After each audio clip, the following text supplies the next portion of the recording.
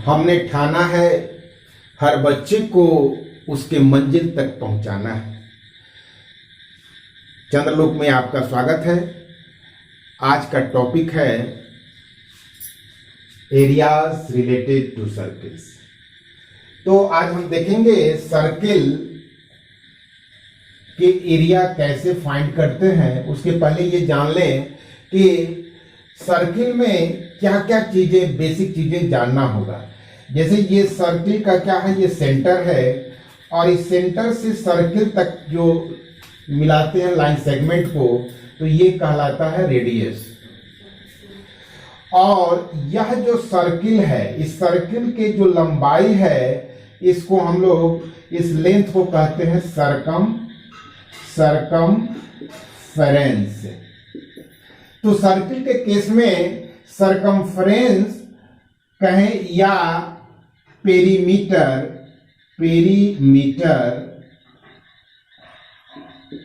Circumference या perimeter, ये दोनों बात एक ही होगी। अब इस सर्किल में हम यह पाया गया है कि इस सरकमफेरेंस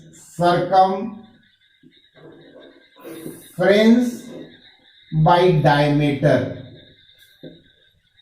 इक्वल टू पाई होता है। ये कांस्टेंट है कि सरकमफेरेंस और डायमीटर का जो रेशियो होगा उसका एक खास नाम दिया गया पाई। और इसको अगर हम शॉर्ट में लिखें C/D इक्वल टू पाई, यानी कि C equal to pi D। तो आपका ये एक फॉर्मूला बन गया कि सरकमफेरेंस इक्वल टू क्या होगा, पाई D। अगर डायमीटर मालूम है तो सीधे इस पर हम वैल्यू रख के सरकमफेरेंस फाइंड कर सकते हैं। इसको और सिंप्लीफाई करें तो D जो होता है 2R के बराबर होता है। डायमीटर का मतलब 2R, तो ये C इक्वल टू हो गया 2πr।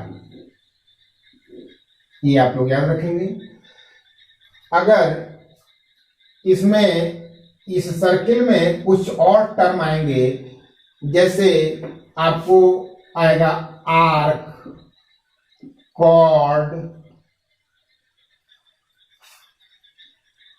Sector, segment. पहले हम लोग इन टर्म को समझ लें कि आर्क किसको कहेंगे। तो आर्क यह सर्किल का, इस सर्किल का एक पार्ट होता है। जैसे मान लीजिए यहां से और यहां एक ये भाग है, एक पार्ट है, तो इस पार्ट को हम लोग क्या कहेंगे, आर्क कहेंगे। ये आर्क है। और अगर ये पूरा अगर कंप्लीट हो गया तो ये क्या कहलाएगा, ये सर्किल है। और इस लेंथ को हम लोग सरकमफेरेंस बोलते हैं। कॉर्ड किसको कहते हैं, तो कॉर्ड सर्किल के किसी भी दो पॉइंट को लें, सर्किल के किसी भी दो पॉइंट को लेंगे और उसको मिला दें, तो यह लाइन सेगमेंट ये वाला जो होगा ये क्या कहलाएगा, ये आपका, जैसे यहां पर PQ, ये आपका हो गया कॉर्ड। इसको कॉर्ड कहते हैं। अब आइए आपको बता रहे हैं कि सेक्टर किसको कहेंगे।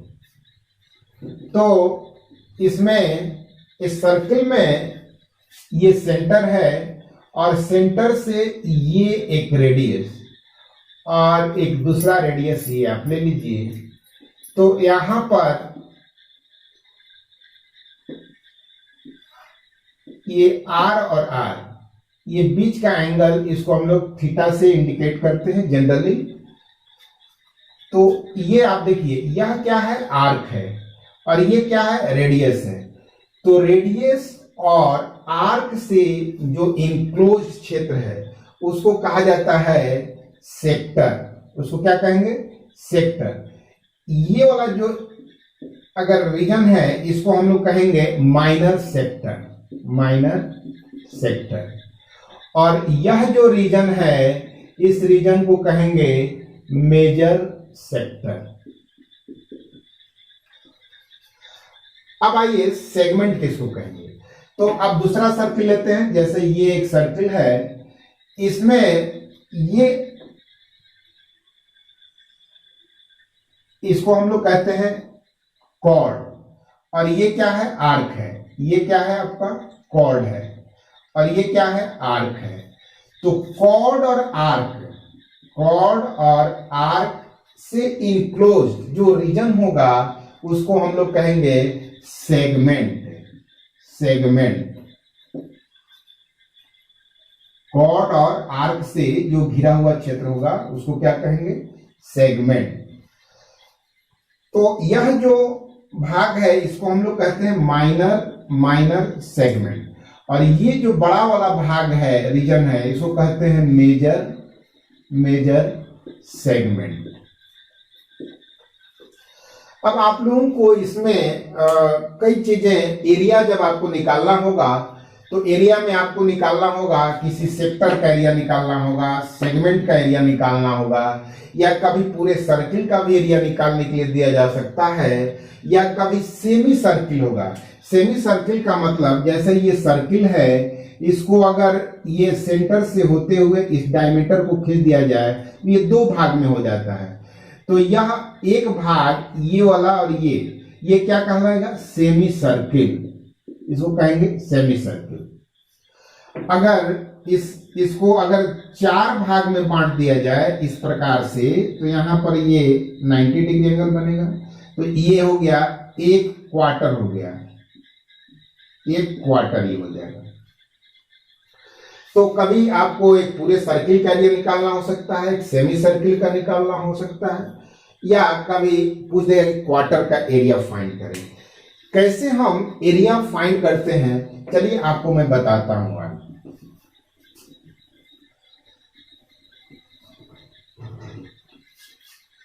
एरिया ऑफ द सर्किल होता है पाई आर स्क्वायर।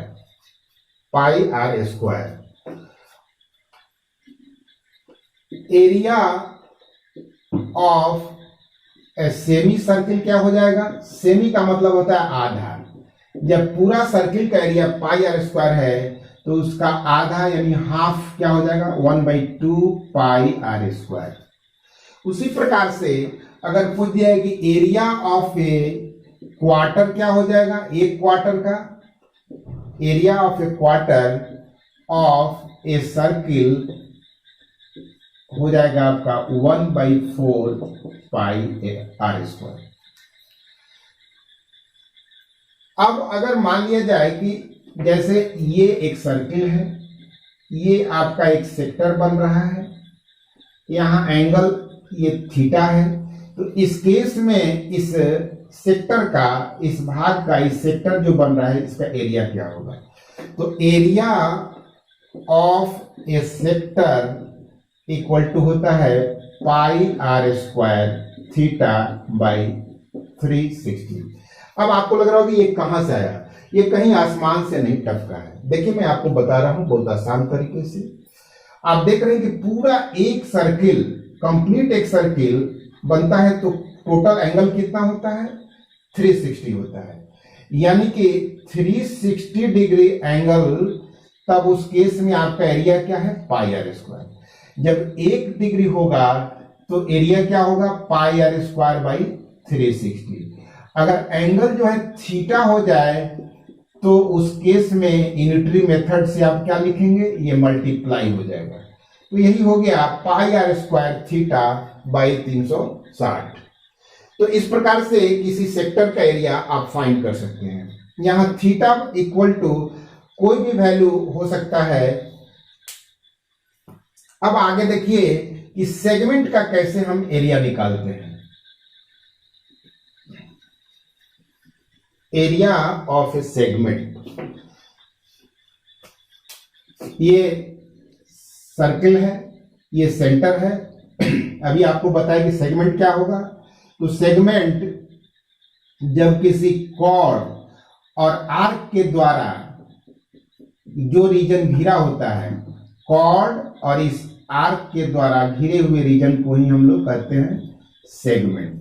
तो area of the segment find करने से पहले हमको अब इस भाग में एक चीज और जानना होगा कि ये आपका यह जो ट्रायंगल है, इस ट्रायंगल का एरिया क्या होगा। तो अगर सर्किल के अंदर ये जो एरिया कॉर्ड और इस रेडियस से घिरा हुआ जो ट्रायंगल है, इसका एरिया होता है area of the triangle in a circle equal to होगा 1/2 r square sine theta, 1/2 r square sine theta. और आप जानते हैं कि यह सेक्टर का एरिया क्या होता है, एरिया ऑफ ए सेक्टर होता है, area of a sector of a circle equal to pi r square theta by 360 degree. तो अगर मान लिया जाए कि हमको इस भाग का एरिया निकालना है, तो इस पूरे एरिया में से ऐसे देखिए इस प्रकार से OAPB एक सेक्टर है, उसमें से ट्रायंगल OAB का एरिया माइनस कर दें तो जो बचेगा वो एरिया किसका होगा, सेगमेंट का। तो हम लिख सकते हैं कि area of the segment of a circle equal to हो जाएगा area of a sector minus area of triangle, area of the triangle. That is, इसको हम लोग ऐसे लिख सकते हैं कि pi r square theta by 360 minus 1/2 r square sine theta. तो अब आपने देखा किस प्रकार से सेगमेंट का, सेक्टर का एरिया हम फाइंड कर सकते हैं।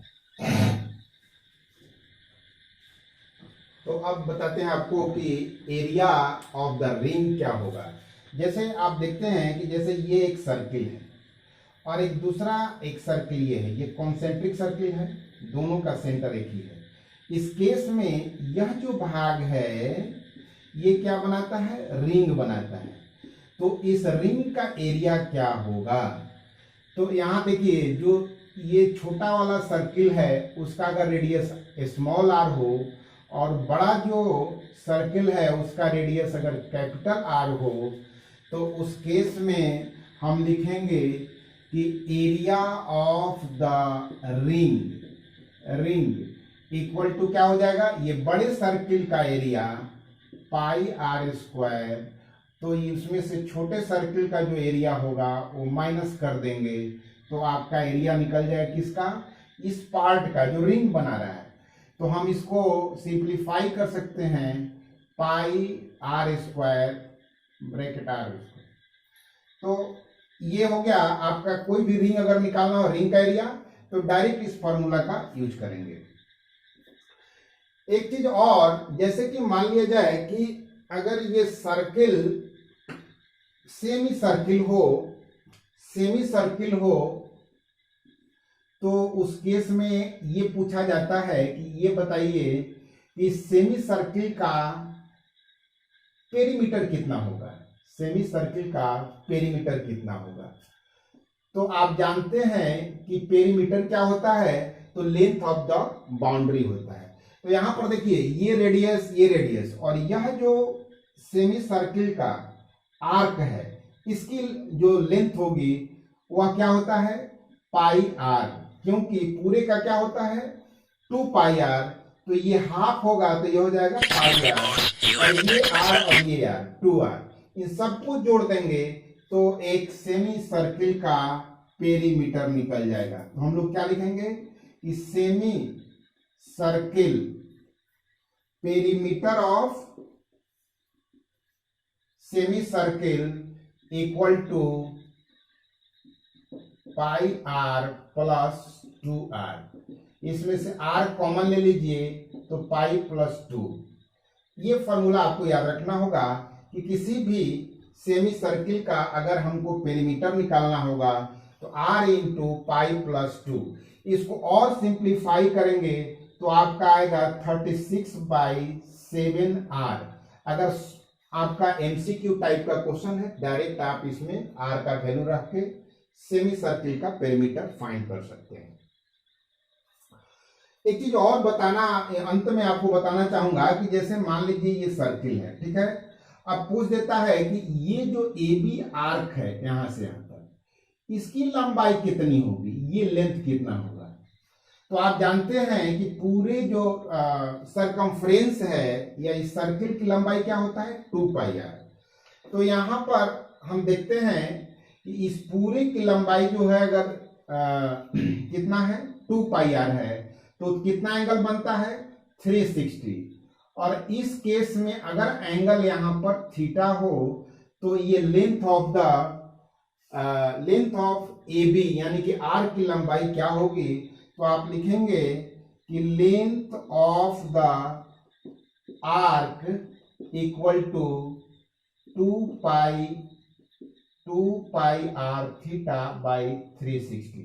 ये देखिए कैसे आया है, जैसे आप देख रहे हैं कि अगर 360 एंगल है तो पूरे आर्क की लंबाई क्या है, 2 पाई आर। अगर 1 डिग्री होगा एंगल तो 2 पाई आर बाई 360। अगर ये एंगल, ये आर्क जो है यहां से यहां गया तो एक आर्क बना, तो एंगल कितना बन रहा है, थीटा बन रहा है। तो उस केस में थीटा बराबर क्या हो जाएगा, 2 pi R by 360 into theta. यही आपका आर्क के लिए एक फॉर्मूला बन जाता है।